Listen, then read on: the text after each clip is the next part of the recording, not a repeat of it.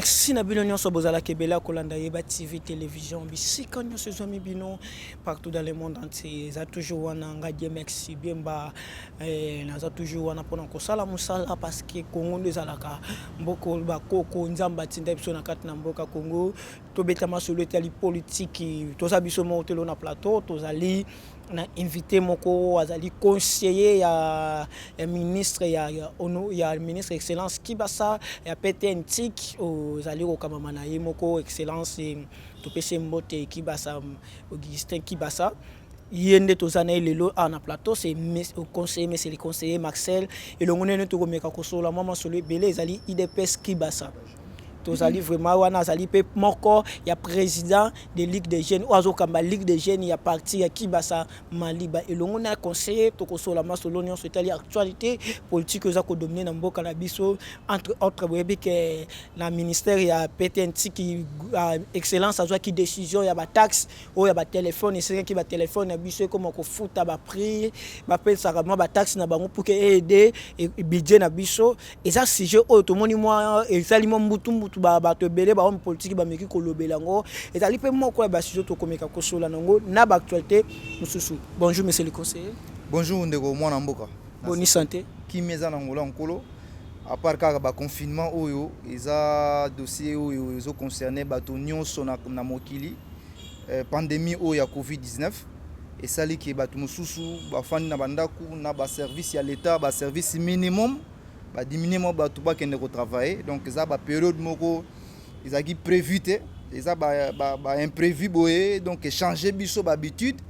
to mesana ko bimana tongo zongi na pourquoi mais bon tout ça obligé aux ananda ko to mi batela parce que à part biso moko ba bande ko na biso ba famille na biso l'état azana besoin na biso l'état azana besoin ya baye ya mboka baza la paix en bonne santé. Je crois que ba mesure bon on est obligé de faire avec tout ça na ba confinement mais sinon kimizali nzamba za likolo biso penase je crois que espoir fait la kaka boni parti IDPS Kibasa Maliba ezo ko tambola bien kimizali IDPS Kibasa azali eza parti oyo je crois que eza esprit au ba père fondateur Batika. Je crois que pour na biso IDPS bon ba problème ezanga raté place ba structure ezali mais parti lokola déjà traversa ba âge et les cas na ba moment de déboire donc je crois que pour na biso ba jurisprudence wana et kembisa biso sous esprit le temps toza donc na parti donc IDPS Kibasa pepele kimiezali et toujours continuer ka ko baraka donc je crois que ba fédération nyonso ya Congo oyo ezali ba place oyo toza na ba fédération ezotambola kitoko ba place ba section ezali ezotambola pe kitoko mais toujours continuer ka ko travailler. Je crois que malgré confinement ezali mais bon ba contact ezali hein pour il faut continuer toujours continuer ko vivre il faut continuer ka ko travailler. Mais na IDPS Kibasa Maliba eza na mbutu te boza na guerre ya positionnement te koto bozo respecter règlement d'ordre intérieur parce que tout le monde connaît IDPS a Tshisekedi c'était kuna moi ba compréhension ezali mais na IDPS Kibasa règlement d'ordre intérieur eza violé te mandat spécial exact. Bon, je crois que yono mutozo ngo tchanga maluba na monoko mais je crois que na structure nyonso ba problème ezanga raté na otiko lobango oya biso pe eza na ngo ya niveau na biso ba problème parce que bazali ba problème ezanga raté. Je crois que ce que ça marambo eza lié na règlement to eza lié na statut ya parti ba solution pe ezaka na kati on se comprendre et puis bon attention que solution nyonso te eza na kati lokola ba texte ba tunde ba sala ka yango donc ba tupe ba ko fanda pe ba bité ndeni mouvement eke bien te to fanda to benda bakoni mote kufa to eba ce qui problème statut ezo résoudre en côté règlement intérieur peut se résoudre en côté mais biso ba eto sala ki yango to ko résoudre yango donc je crois que na ba contexte wana IDP Tshisekedi ba ko se retrouver kaka ngana nazaka na likiaka na batamayele o ba na kati ozo comprendre batamayele o baza na kati banganga mayele ndeto lubaka ba ko résoudre kaka ba problème parce que IDP sozo mona wana et traverser ba problème kutu koleka oyo donc pour nga eza ba grimace ya mikie donc on n'apprend pas un vieux singe à faire des grimaces et ça la koleka nango donc eza ba temps mais je crois que il faut pas que les candidats bon na bangonga pe na ba coïncidence ba Covid il faut que ba distanciation ezala bon pas plus de 20 ba décisions sont qui yango moni même ba activité belé politique et c'est ralentir mais c'est pas une raison pour nous continuer à avoir un problème on a côté na frigo, il faut qu'on résoudre ngo ba problème ba ce qui va rangoter ba contourner rangoter ba affronter yango bo silisi yango et sili pemba la moko. Je crois que dans le contexte on a pour ils ont IDPS ils ont été à l'esprit ceux qui m'ont été en la paix bien té biso tout aux la paix mal à l'aise tant que kuna pepe les ali koto pepe les ali on a force ngana lo toujours au monde na vie en mutu aza composé dans 3 parties aza na esprit aza na âme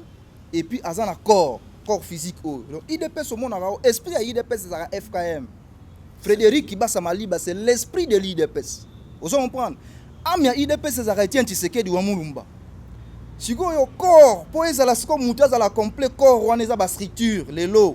ndenge ezala IDPS Kibasa boy IDPS Tshisekedi na cadre de réunification soki zongi ya wana force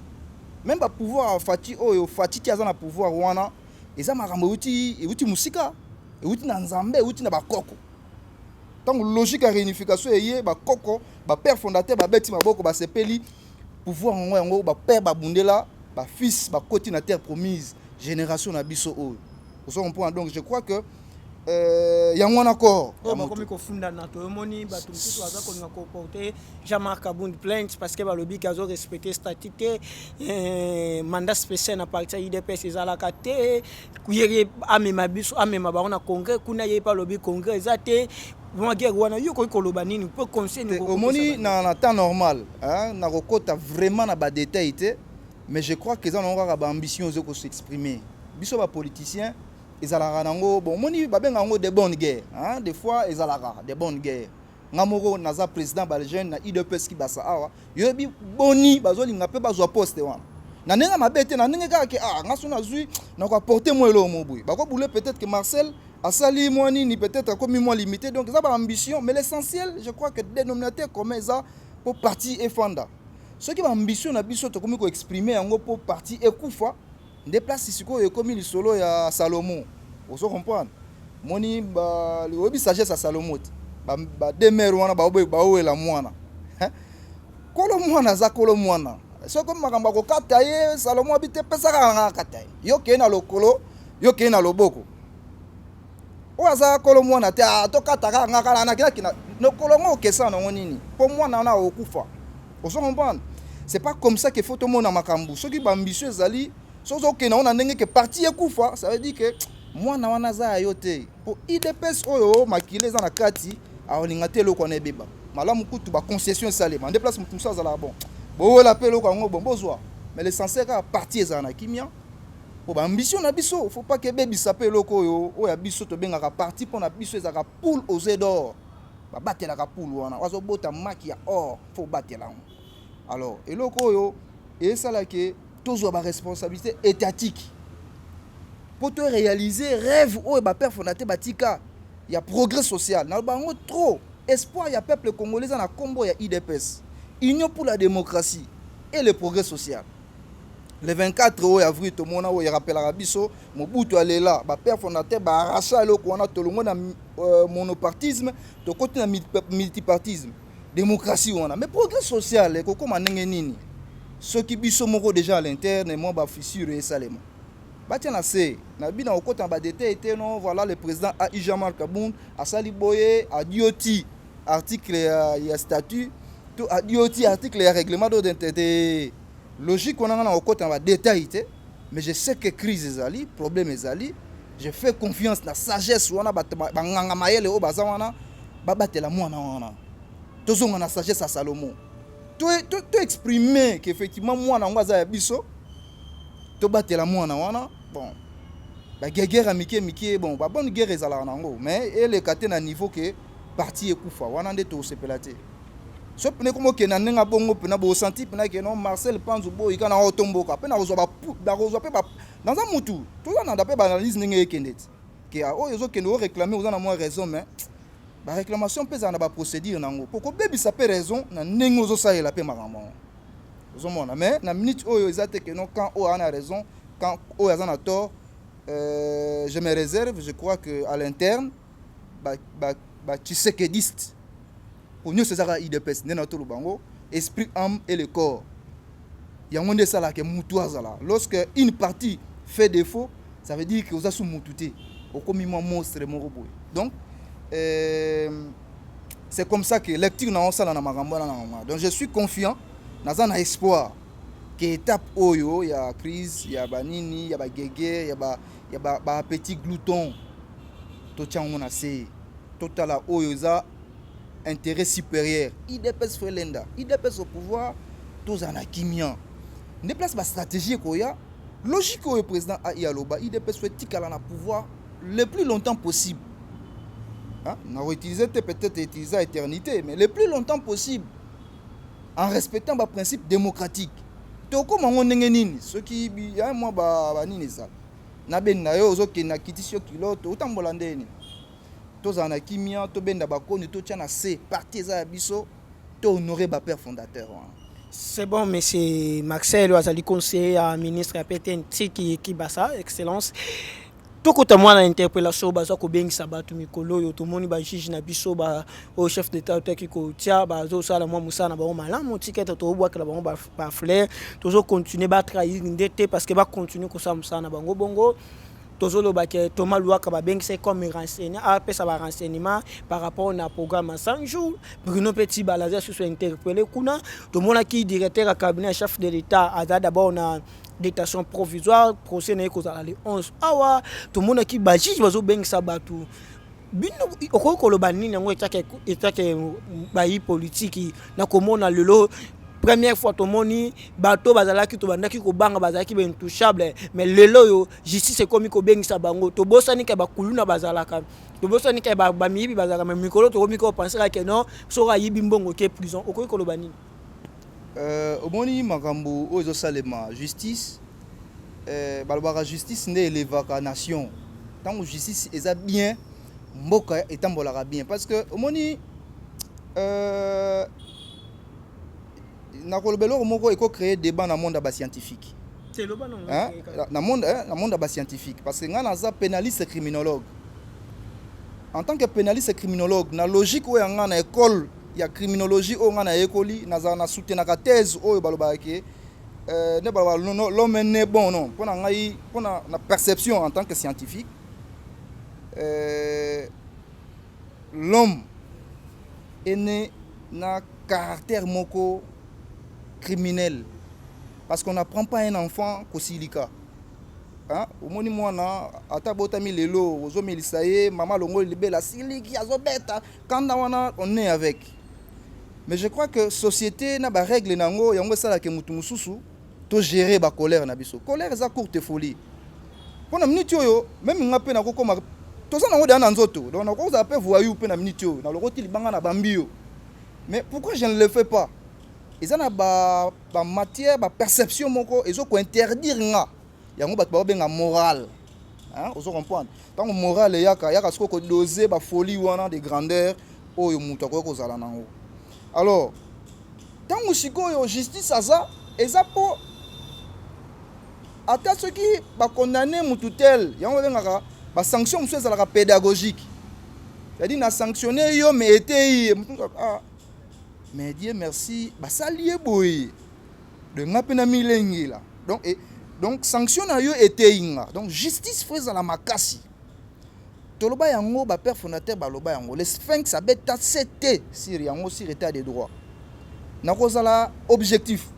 na okota na ba kombote otangi batu ba interpeller tel aya le roi renseignant donc na okota na ba komba batute nenge yo ngotsanga pima dans la bouche te na zo pima te za ka zoloba ezaka bon effectivement na okota na logique na yo wana te akotanga ba kombo na kotika la objectif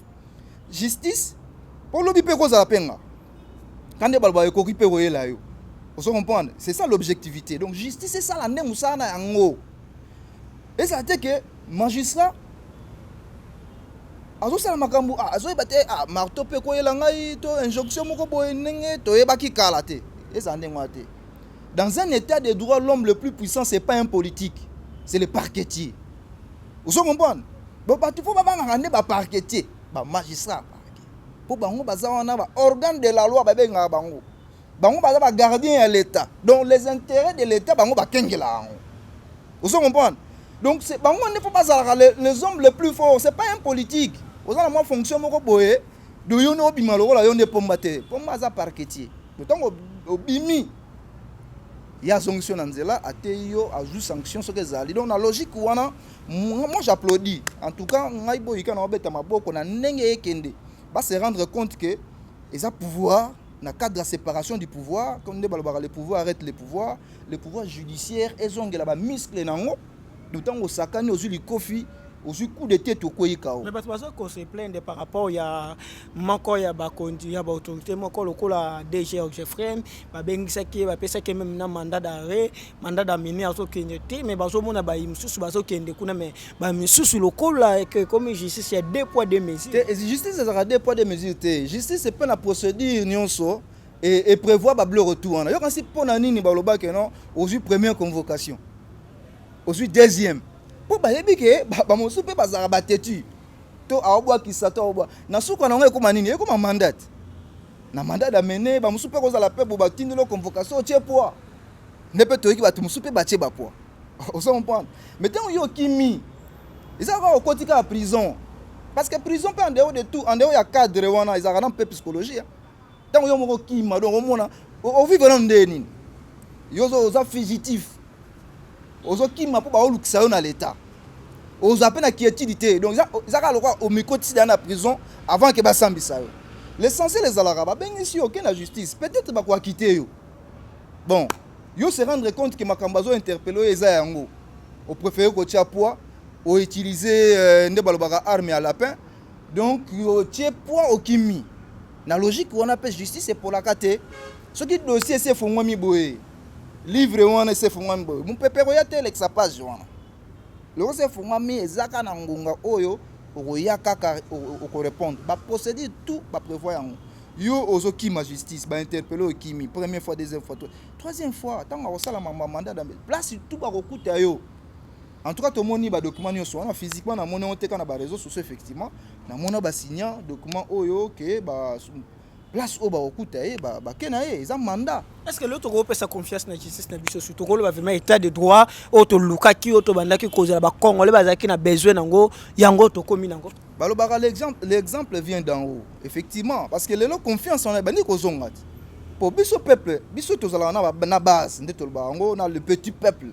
tozoyoka ndenge bato bazoloba tozoyoka ndenge peuple ezo réfléchir nde bamona makambo ekende confiance on ebandi kozonga ngana kobanga soute so na problème na yebi ke mutu tel boye a causé nga tort a violé droit na nga na kobanga sous rang social na été lelo ba congolais ti ba olobela ngo et puis loko wana il faut diminuer peu sensiblement ma trafic d'influence vous comprenez exact que non oza conseiller na primature oza conseiller na ministère mo boye alors ozo mona sikoyo le petit congolais du coin comme ozo ko assimiler à un animal de toni ataye influence so ebi ke conseiller ya ministre intel c'est-à-dire ata dossier nezaki na benga monsieur on dirait faut limo mba moko te ili mo souté ozo comprendre et puis logique o lelo trésor asiliki ya obi trésor ozo mona obi trésor te bato tout ba yiba mbongo trésor na obi trésor public trésor a fâché le trésor a mo zombongo na ye. Donc yo ozombonga trésor okenda nango ozombonga trésor osekesa la makambo na yo trésor asiliki mikolo otobenga trésor osenga bazongisele le bleu ne mbongo nyonso nyongo na epesa trésor atomboki donc bato bakotelaka yo to baba organe de la loi bango tout batomboki bato tout bafâché donc yo kenda na mbonga trésor zongisa mbonga trésor aza sous faiblesse trésor aotikela sous bato bitikela te. Moi je crois que culture wana photo za nango faut mbongo moni bien ya l'état les restes publics. Il faut surtout les deniers publics, il faut comme un bololo. Vous comprenez? Il faut mutu n'engé zaki soukali hein, aux autres mongo à l'état avec facilité. Ils ont mongo à l'état. Tu comprends un peu? Na ko beb sananga bis ya transco, ils ont mongo à l'état. Aux autres battre la route bien privé ya mutu. Mais oh ya l'état, oh ils ont appartenir na biso nyonso. Aux autres beb sayango. Je crois que c'est qui ba perversion, ils qui ba échange de donc valeur to perdre qui ba valeur wana. Il faut tout zonga na ba valeur ya bien public. Mongo ya l'état. Papa. Okosi mangote. O banana ndengeni parce que mongo wana eza ya plus de 80 millions de Congolais. Yosko bimino yanke. Ozo yango. Donc je crois que culture wana ebandi ko zonga trésor atomboki azongeli makasi na ye pouvoir na ye aotikela su moto azwa mbongo na ye te et puis chien de l'état otobenga les hommes les plus forts na état de droit les parquetiers bango tout peut comprendre que ba muscle wana ezalaka mpona esthétique te ezalaka mpona kobeta makofi na motu oyo akotengama na motu akobima libanda. Moi je crois que l'aspect pédagogique mpona biso ete ya biso yo politique aussi responsabilité biso na IDPS, hein? En tout cas IDPS qui basa tolobaka boye être cadre est une charge et non un privilège. Tant ba pesi responsabilité et ça charge. Donc comme on appelle hermo ba pesi le romo boye nete okimango parce que ça charge et ça privilège te. Merci beaucoup monsieur le conseiller Maxel. Tout côté dossier à PTNTIC. Tout le monde qui ministre Augustin Kibasa a joué qui décision moko ya ko na taxe par rapport à la taxe ya ba téléphone auto solo laka. Awa, ko expliquer biso ngo parce que yo muto sa mieux placé wana était que conseiller ministre décision wana ba taxe wana ko jouer décision wana ezandenge.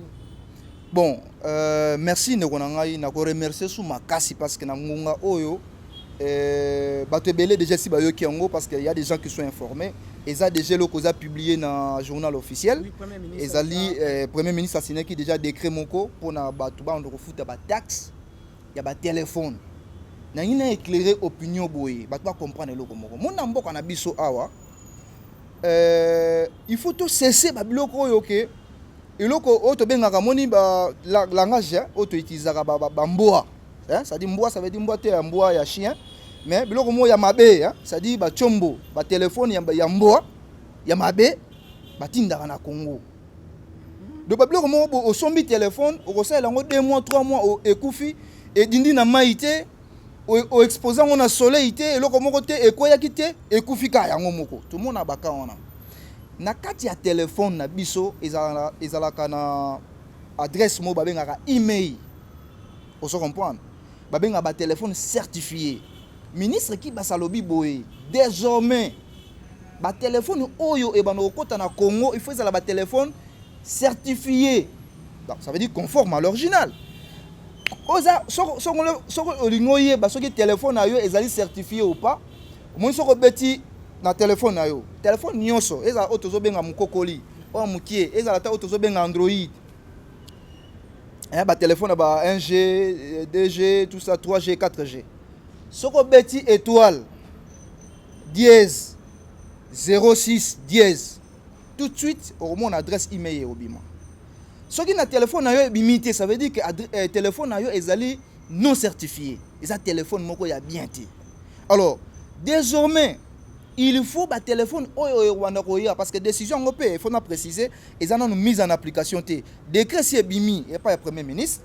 mais il faut mise en application ngo bima à travers arrêté ministériel au ministre a ko signer ndeko pesa ba mise en application ngo ko zala boye et vous allez structure telle ba no gérer yango ba ko procéder boye pour na ko futa ba taxe wana ba précision nyonso wana na mise en application ngo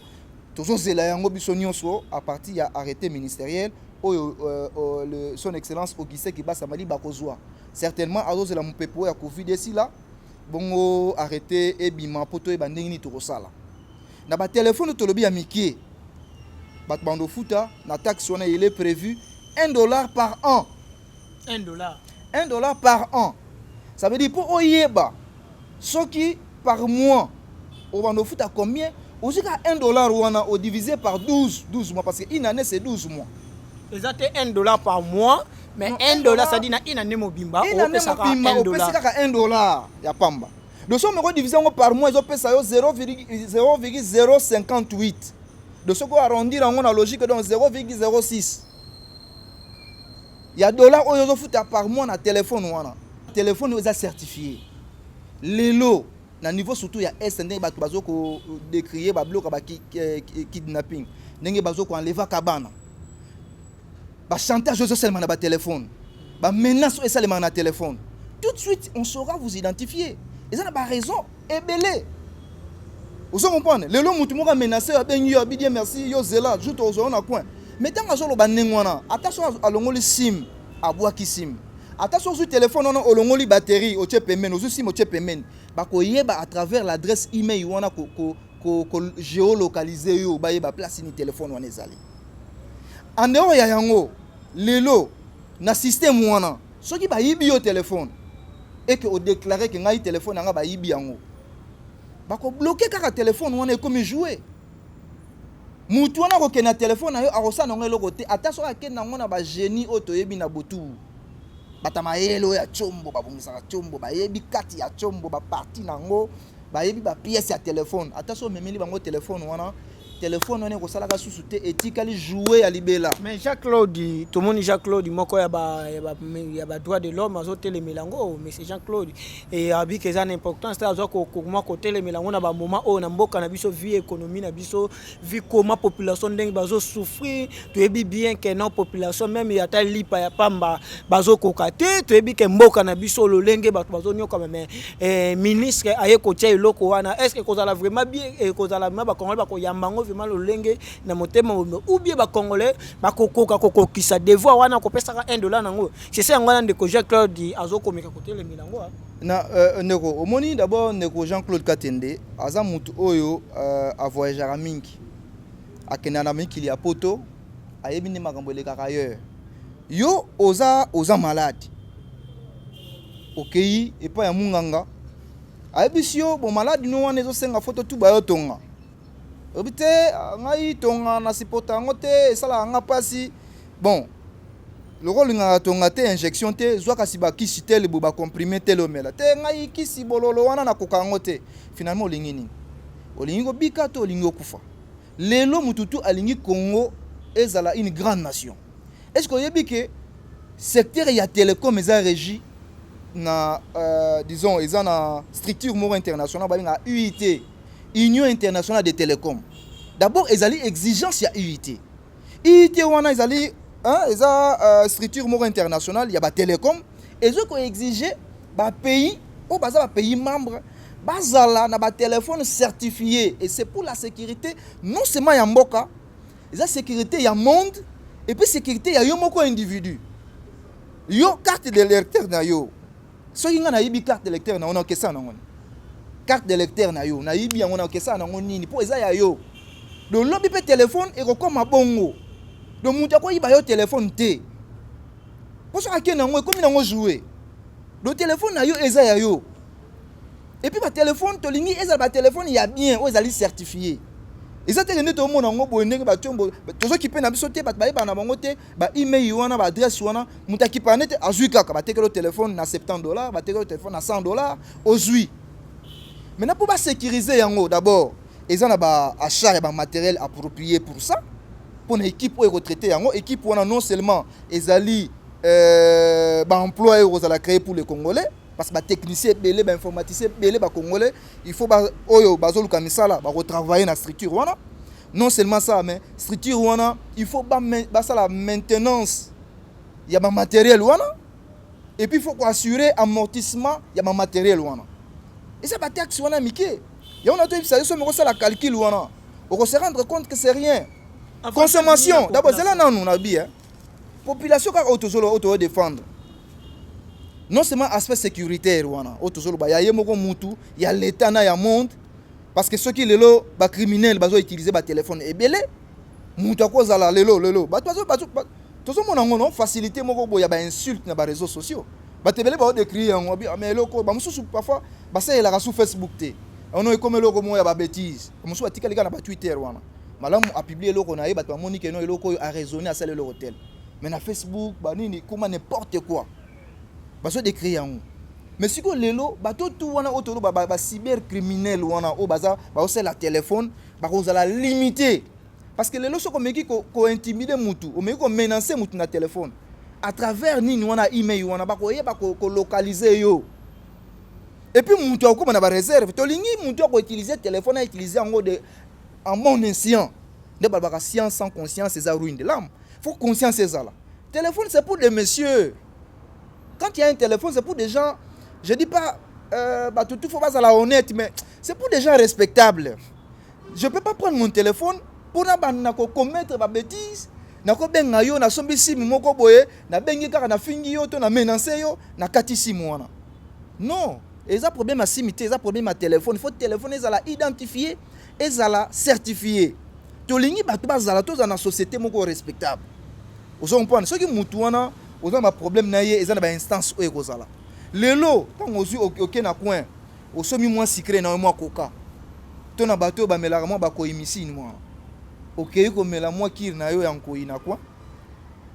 ozofuta taxe sans que oyeba ezaka incorporé ozo comprendre donc mutu mpe ayebaka yango te ke afuti nini wana lelo ntango tokenaka na bastation okosoma 1 litre ya essence ofuti taxe sans que oyeba fonere mpe azwaka part na ye bato ebele bayeba yango te mais yo ntango oke kaka no 1 litre ya essence oye na moto na yo basie yo 1 litre ya essence mais ofuti sikoyo so bato babandi kosepare yango ono te na prix ya essence yango oyo taxe na yo kofuta boye oyo kote ofuti kote oyo mutu akoloba omeneni bokomolekela biso na esprit non eza quelque chose d'incorporé et puis bato bakosentir yango te comment parce que bato banofuta yango progressivement et puis tolobi eza par année wana bato banofuta yango comment soko sombi crédit na yo unité non kana ba unité na biso et ben nosema na ba crédit kana ndenge ba entreprise ba télécom ezali oza na réseau na yo ya Vodacom oza na réseau ya Airtel oza na réseau ya Orange oza na réseau ya Fricel ba opérateur économique oyo bazo travailler na RDC tango sombi nini na yo tout monde ngo wa bakotaka lisungi des fois tango ofuta ngo tango sombi unité ofuti na mo marge wana et ben okende mukie bongo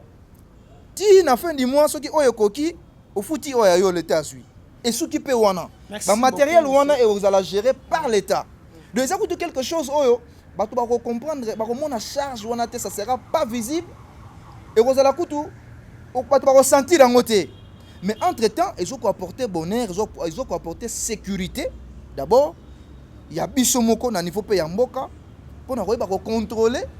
parce que lelo totika bani surtout à bloco ya ba est wana le vrai problème est wuti na bato ya est o bano réclamer ba yaka ko kuta na excellence na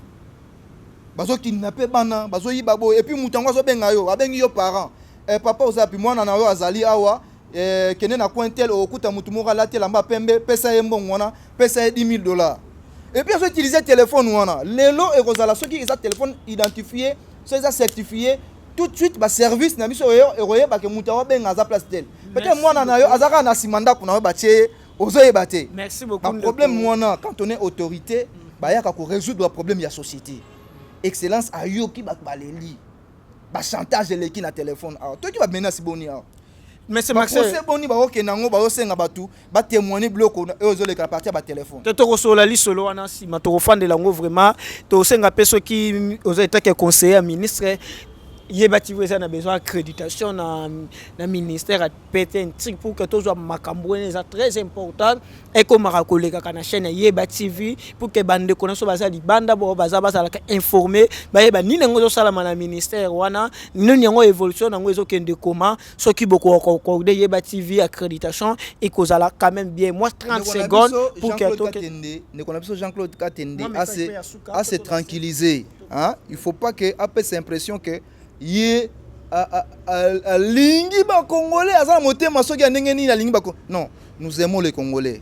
et puis yé ndenga zawana il faut ayeba ngo bon c'est vrai que biso to kopexeta ça musana soki a matina soki azolo baloba trop te hein na ba ambassade o ba pesa ki ba mbongo ba pesa souté donc il faut luka ba raison oyo akomata likolo ya ndaku likolo ya toi pour aganga pour ambassadeur ba mona ki azosa musala pour ba pesa yembon bon soka sali bongo te bon biso peut opexer peut musana asa musana mais il faut ayeba que nous sommes au service ya peuple tant to sali lo connaisa pour na intérêt ya peuple d'abord et puis mbongo wana eza mbongo ya excellence ki basate eza mbongo ya trésor ozo comprendre eza mbongo ya trésor parce que l'état azana ba défi ebelé ba gratuité ya ba enseignement ba bloc belé ba congolais bazana besoin ya emploi ba bazana besoin ba se retrouver bazala sécuriser téléphone na yo ezala ya yo soki mutu azu yango et comme jouer. Merci beaucoup, monsieur pardon, monsieur Maxel, to comme vraiment na suka émission na biso. Bozaki wane belé to yamba ke bino lelo monsieur Maxel azali moko ya ba conseiller ya ministre ya PTN tiki to meka ki kosola makambo ya interpellation ya ba autorité na biso bazo bengisa bango na justice to meka ko beta peli solo ya crise zo lekana kati na UDPS ya Tshisekedi parce que ya za na UDPS ya Kibasa to beti peli solo ya taxe oyo ministre ya ya pete ntiki excellence ki ba samali ba azala ki azwa ki décision na ba taxe oyo premier ministre déjà bimisa a proposé ki a notifié ngo déjà tozo la ka arrêt ya ministre bima pour que comme en application nango moko ezaki ba sijo to beta ki yango wana ezali mbali bosote parce que tout le monde sur l'autre consoliser belé mais tous 8 ans parce que télévision zangonga et la première fois te mbala sima koza toujours on a répondre na ba question na bino et à la population. Merci beaucoup na Mike na sima caméra.